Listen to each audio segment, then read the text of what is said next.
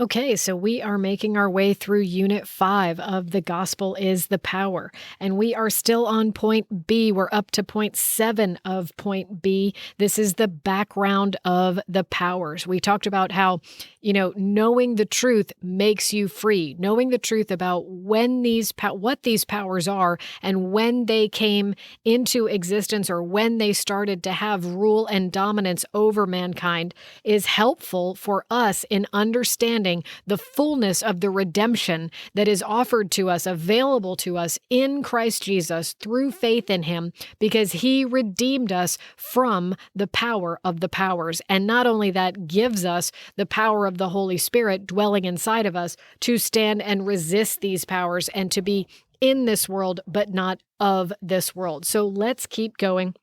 We are on page 36, if you're following along in your study guide, and point 7. So as the nations began to dwell and live in their new territories, we had gotten ourselves up to the Tower of Babel, and how God, with the Tower of Babel, he scattered people all over the face of the earth and changed their languages. And now all of these different nations are under the influence or the power, the authority of the spiritual forces that have been assigned to them. So God divided up the nations according to the number of the sons of God, which we previously defined as spiritual beings. So every nation has its own spiritual beings and spiritual authorities that preside over it. And so these nations are out there, and they are now creating cultural differences. So this is where the cultural differences come from between different nations and tribes and tongues. So language, to even call it a tongue, people are separated by language. But language can be a separator also culturally. In some languages, they don't even have words that other languages have. And language is a form of expression. Language is a way that people say what's going on with them or what's going on in a certain situation. Language is a way of expressing dominance or submission. Language has a significant influence in how culture is shaped. And it's interesting to note, Paul says even in 1 Corinthians 13 that men have languages and angels have languages. He's saying that in a different context. We can speak in the languages of men. We can speak in the languages of angels, even as we're speaking in tongues. But, men and angels have languages. So I find myself wondering because of that, if the languages that God gave to the peoples when he scattered them from the Tower of Babel were also then influenced with the language of their spiritual beings that were appointed in authority over them. I don't have a biblical verse for that. I'm just saying sometimes these thoughts, I think about these things, like how did certain words get into certain languages, and was it the influence, was it in the language that God originally designed, or is it a new word that was created, and it was that influenced by the spiritual powers that were over this nation, tribe, or tongue. And also, just to give credit to how people were having to find their way in this new place that they had found themselves in, being scattered out of the land of Babel, climate can really impact life or culture. Climate will impact the rhythm of work and rest. Climate will impact how you handle the dead. So, like, for example, I've been in parts of India where it is 40 degrees Celsius. I don't know what the immediate calculation of that is. It's just hot, hot, hot, hot. It's like 120 degrees Fahrenheit. It's insanely hot. And so in those parts of India, nobody works during the day. The marketplace will be open from the light of dawn until about 10 o'clock in the morning. And then everybody goes home and takes a nap or takes it easy because they're under the shade of their roof and they're in the cool of their house, as cool as they can possibly try to keep it. And then about maybe 5 o'clock in the afternoon, people start coming out again. The sun's going down. It's getting cooler. The marketplace opens back up again. And, they stay up very, very late at night because they've just taken a nap in the middle of the day. Their rhythm of life is deeply impacted by the temperature temperatures that they experience because of the place on Earth that they dwell. The same can have a significant impact, like I said, on how the dead are handled. Like if you're in a hot climate, then you've got to bury your dead right away because that body is going to start to decay. If you're in a colder climate, you can lay them out on a table and have people pass by for a few days before things start to get gross. Okay, but this is all will start to impact how people consider spiritual matters. When someone dies, where do they go? Do they go in the ground? Does their body decay? Is there a spirit? So these types of questions are important. They are impacted by climate, but the climate can lead to even some of those spiritual questions as well. Each nation, as it developed its culture, was influenced, by these spiritual powers as they created their own concepts of good and evil. So are you with me on this theme of it started with one man and one woman making a determination that instead of going with what God said is good, they wanted to reach out for the tree they weren't supposed to eat from and have their own determination of what they say is good and what they say is evil. But now, after the nations are scattered, after the Tower of Babel, people are doing that on the national level. And cultures are being formed based on what a culture, a group of people determines amongst themselves is good and evil. And as we've seen in our world, that can change over time. Things that at one point in time in a culture you would have been shameful 200 years ago might be completely accepted in the culture today. And they call that evolving or, growing up. I don't necessarily think so, but I'm just giving the example. So these cultural distinctions are devised under the influence of the spiritual powers that are over the nations, even right from the beginning of them being scattered from Babel. And part of this is subject to how much the people or even the leader of the people, because the leader starts to become really important because they control the people and they control the stuff, usually based on violence. And so the spiritual powers who are in rebellion against God, they're trying to figure out how much deception, how much they can deceive, or more rather, in what ways they can deceive the people of the culture away from the things of God or into behaviors or spirituality or things that are abominable in God's sight or displeasing in God's sight. But if they become culturally accepted, the spiritual powers have succeeded in taking a first step in rebellion against God and leading the culture into its ultimate destruction. So the spiritual powers would have influence over things like the culture's morality, their concept of right and wrong, good and evil, would have influence over the religious beliefs and practices, their view of God or the gods, their view of the spirit realm, and how to keep the spiritual powers happy. In ancient societies, it was all about we need rain and we need our land to produce food. It's all about food. It's all about resources. And so the gods, there are these gods out there. We've got to keep them happy so that the rain comes and the ground brings forth the food that we need. The spiritual powers would also have influence over justice, the concept of justice. So like the honor and the shame, what is the cause for banishment or death? What is the cause for exaltation within a group of people? What are the consequences for disobedience to the rulers of the people or disobedience to the rules or the norms of the culture? What do you do with a weirdo? What do you do with someone who doesn't fit the mold? Most ancient societies would just kill them. They were seen as a threat. So a society's view of justice would be heavily influenced by the spiritual powers and what the spiritual powers could slip into the culture of ways that are against God or for God, but they were mostly trying to get people to disobey God and head toward their own destruction. destruction. And people also set up their own authority structures. So in these ancient societies, there would usually be a king or a chief or a ruler. And like I said about Nimrod, it was usually the most violent guy around, probably the biggest. But sometimes you can have a smaller guy who's got a lot of power or a big guy working for him. But nevertheless, there was a king or a ruler, and what he said went for the whole tribe or the whole nation. So authority structures start to be put in place that are put together not just by the spiritual powers, but now mankind is not just separated from direct access to God and under the power of the evil one, and now as nations under the powers of the spiritual powers, but now the nations are subjecting themselves under the powers of people. So people that they have appointed over them or people that have appointed themselves over them. So do you see how we're getting farther and farther and farther and farther away from direct access to God?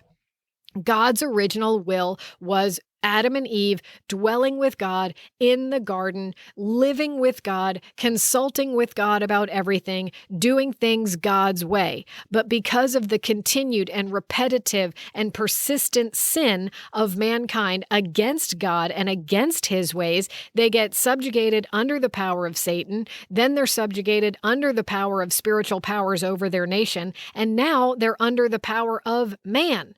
So we're getting farther and farther. We're in more and more bondage and farther away from simple obedience and direct access to God. So that's another from this point forward. From this point forward, the peoples of the nations are subjected under human authorities of their nation, region, or territory, usually working in cooperation with the spiritual powers. And some societies, like in Egypt, Pharaoh was considered a god himself. So the gods were the gods, and Pharaoh was also a god. Now, we know, you and I both know, he wasn't a god, but in that society, they considered him to be a god, and he ruled over the people. So with all of this, all of these spiritual powers and influences going on, the nations became subject to the wisdom of man and all of the vain philosophies and imaginations that mankind comes up with. So Paul talks about it this way in reverse. If you reverse engineer this from Colossians 2 and verse 8, see to it that no one takes you captive by philosophy and empty deceit, according to human tradition, according to the elemental spirits of the world, and not according to Christ. So what are those elemental spirits of the world? Those elemental philosophies and empty deceptions, or human traditions. What are those human traditions? They're the things that various cultures do.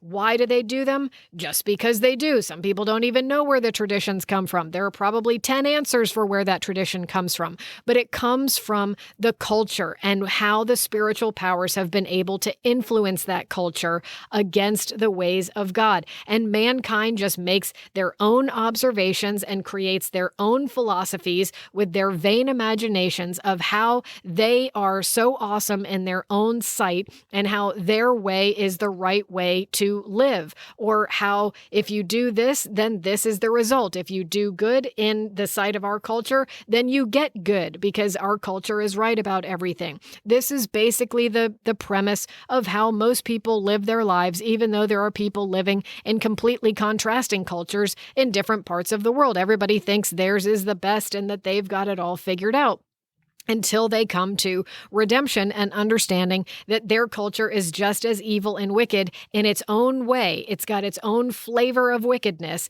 compared to every other culture. But Christ is the only one. He has redeemed us out of that. And so Paul is warning the Colossians, don't get back into what the spiritual powers set up. Don't get back into what mankind has said that they've figured out for themselves and how brilliant they are. They're not. They don't have anything figured out. about. You've got to keep yourself rooted in Jesus Christ and Him crucified. That redemption redeems you out of the ridiculousness of all of the stuff that mankind has created for themselves and the philosophies that they've created that make no sense according to God's original design.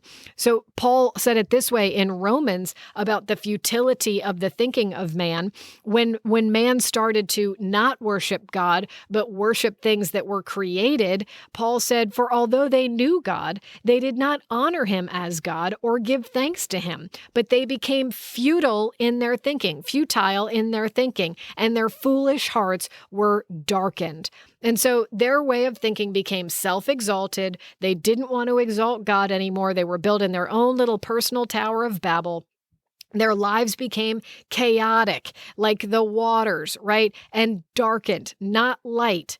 The dark is not light. Their hearts became darkened, okay? And their thinking becomes even more and more depraved and corrupted the further they turn from God and the more they sin and rebel against God.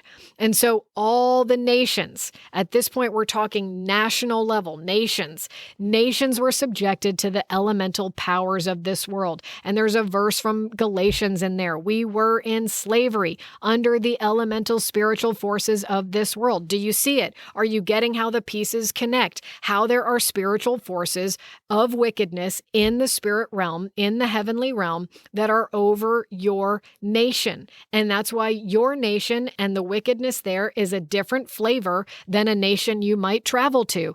Everything has its own culture, but this is where they come from. And you, no matter what nation you're in and listening now, you're in slavery under the elemental forces of this world, under those spiritual powers, unless you are living under the power completely of the gospel and of the redemption that we have available to us in Christ Jesus. So formerly, before you were redeemed, when you did not know God, this is especially for you Gentiles out there like me. The Jews, they've had a connection with God. So you can't say they didn't know God. They're in covenant with God. But Gentiles, when you did not know God, you were slaves to those who are by nature not gods. You were slaves to the powers over your nation or your region or your territory or your culture, and you were slaves to the human rulers, or you were slaves to the spiritual forces, the gods that have been created or worshipped in your culture. So you're under these weak and miserable forces that with Christ, we have been redeemed out of. And Paul is saying, why would you want to be enslaved all over again to those things when Jesus has redeemed you out of that? Okay, so all of the nations, in this is keeping on going with this, the nations are subjected to worshiping demons. What the nations worship, they're not gods at all. They are demons that are counterfeiting themselves as God. And the demons, maybe they're in cooperation with the spiritual powers and the rulers in the heavenly realms, or maybe it's just something that was made with the hands of man and has no spiritual power whatsoever. But the nations are worshiping things that are not God. They are demons counterfeiting God's abilities and powers. Paul says it this way in 1 Corinthians chapter 10. No, I imply that what pagans sacrifice, they offer to demons and not to God. I do not want you to participate with demons. So pagan gods are actually demons. They're not gods at all.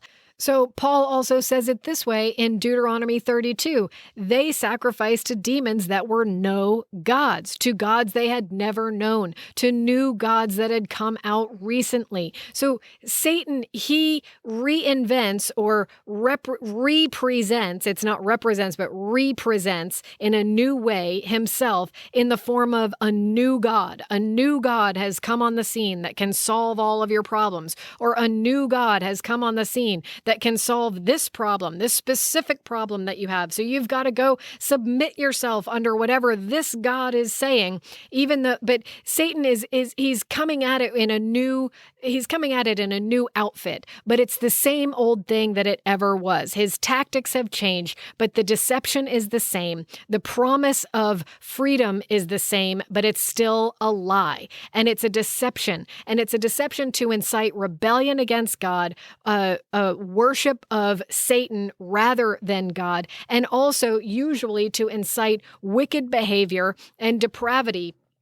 But it's never new. It's the same old thing that Satan has ever been up to all the way back from the Garden of Eden. He's looking for worship for himself. He wants mankind to worship him. He wants the throne of God for himself. And that's what these demons are all about. It's getting people under their power and control. And if they can do it at the national level through cultural differences and false worship, then they think that they have succeeded, right? So again, from this point forward, there are major distinctions between nations, peoples, tribes, and tongue. Each nation will start to adapt its own, what's called a worldview, the way that they view the world and their perspective on how things work, what the spirit realm is, what people are, like their whole concept of humanity, the world, creation, everything. From this point forward, those contrasting worldviews begin to be in existence, and it's all under the influence of the spiritual powers that have been appointed over the nations of the world.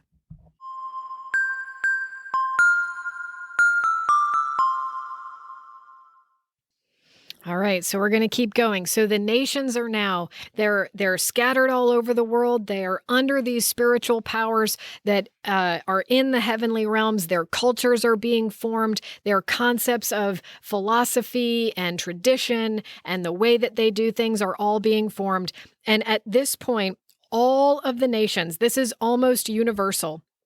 In every ancient society, if you do your homework, all nations turn from God and begin to worship not the spiritual powers and not the demons, even though there is a lot of that going on, but they turn and they worship the sun, the moon, and the stars. This is in almost every ancient civilization, and it is still extremely prevalent in many, many cultures all over the world today. And so let's take a look at this from Deuteronomy 4 and chapter 4, verse 19. And beware, this is Moses speaking to Israel, and he's talking to Israel not to be like the rest of the world, but to do things God's way. So he's saying, beware lest you raise your eyes to heaven, and when you see the sun and the moon and the stars, all the host of heaven, you be drawn away and bow down to them and serve them. Things that the Lord, so he's talking about the sun, the moon, and the stars, these are things that the Lord your God has allotted to all the peoples, which is the word for nations, under the whole heaven. So God, we learned this, on the fourth day, he appointed the sun, the moon, and the stars as his deputy authorities to rule the night and the day and the seasons and the years. He gave them authority over the night and the day. So they're deputy authorities that are supposed to be ruling in line with God. But all of creation has been subject to corruption and futility. So now humanity is worshiping something that God created as a lesser authority, as a lesser deputy under the authority of God. So mankind at the national level, all over the world, people aren't worshiping God. Instead, they are worshiping the sun, the moon, and the stars. And God even made it that way. God allotted the sun, the moon, and the stars to the nations under the heavens. He cannot allow the nations to have direct access to him because of sin. but with his own people. So this note is on the next page, Deuteronomy 17:3. Moses makes abundantly clear that for God's people. So this is at this time in Deuteronomy, this is the people of Israel. This also applies to anyone who's a believer today, but worship of the sun, the moon, and the stars is forbidden for God's people. Why? Because why worship the deputy when you can worship the one who's in charge? When you can worship the chief? God is the chief. Why would you worship number 2 when you can have direct access to number 1? So God allotted, he put everyone in the world under the power of the sun, moon, and stars, his deputies, right? And no one in the world had direct access to him.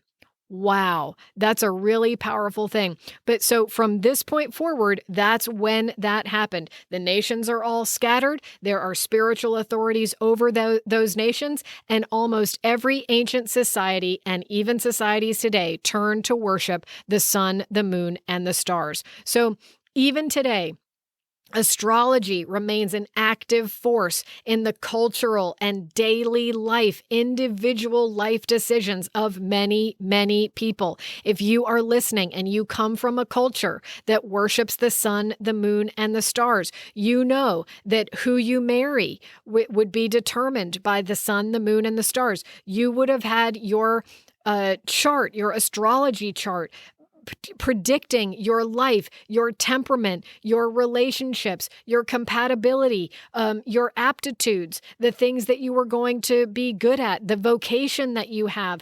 And people live their lives in willing subjection to the sun, the moon, and the stars. This is way more serious. Sometimes in America, people don't take this seriously enough because they poke fun at it, even though they'll read their horoscope and they pretend like they don't take it seriously. But it's much more than just reading a horoscope in the back of the newspaper to see whether you're going to have a good day or a bad day today. But people's lives are willingly subjected to what the sun, the moon, and the stars determine about their life because that is their cultural context. Their cultural context has been set up since the ancient times to revolve around the sun, the moon, and the stars. That's actually where birthdays come from. If you haven't ever noticed, there's no birthdays celebrated in the Bible except for those of pagans. The only ones who have their birthday celebrated in the Bible are Pharaoh and Herod.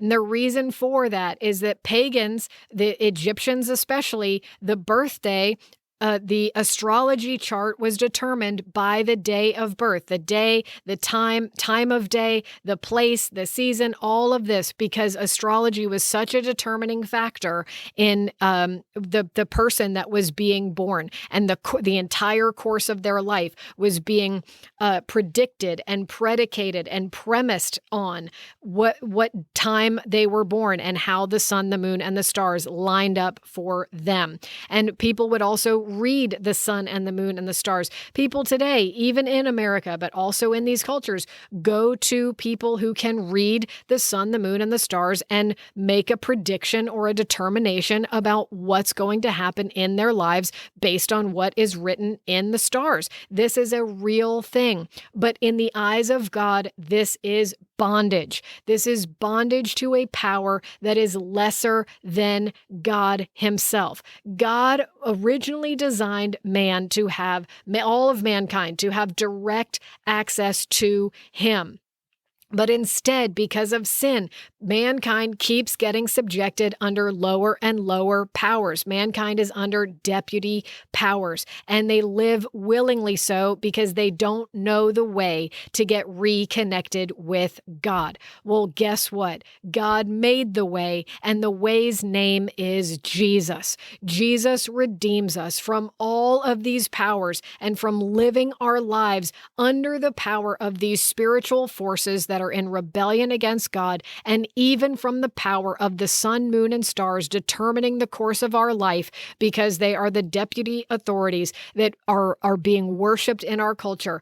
Jesus Christ redeems us from that power and gives us power to stand against the powers, that the only one who has any power in our life to determine the course of our life is Jesus, is God the Father, and we have been redeemed and restored to full access, direct access to Him, because we've been redeemed out from under the power of the powers.